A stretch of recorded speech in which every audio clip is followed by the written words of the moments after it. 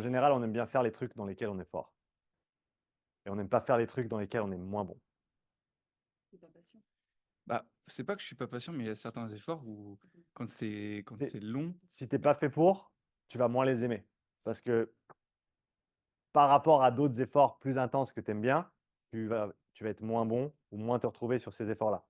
Après, la question, c'est qu'est-ce que tu veux? Est-ce que tu fais du sport loisir ou est-ce que tu veux progresser? Et à mon avis, il y a une grande part de la population dite compétitive. Encore une fois, je traite beaucoup dans le CrossFit et ce genre de caractère.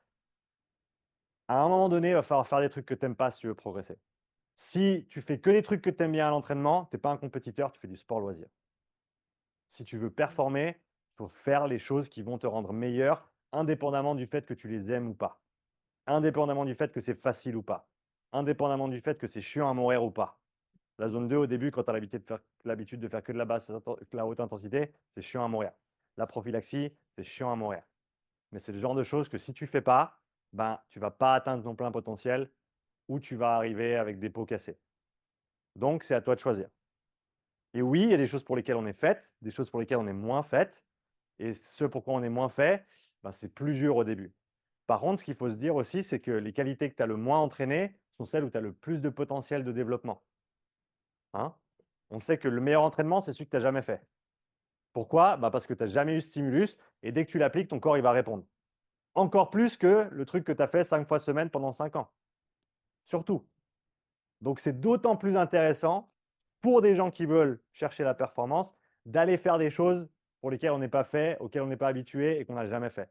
Parce que c'est ça qui va développer ta base athlétique et te rendre meilleur en tant qu'athlète pour ensuite être encore meilleur dans ta spécialité.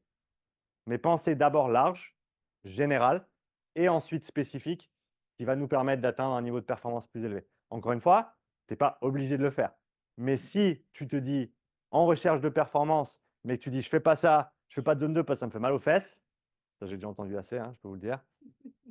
Ah, à un moment, il faut choisir. Tu vas te mettre dans le rouge 5 fois semaine, mais après ça fait mal aux fesses. Alors tu n'as pas envie de faire de la zone 2?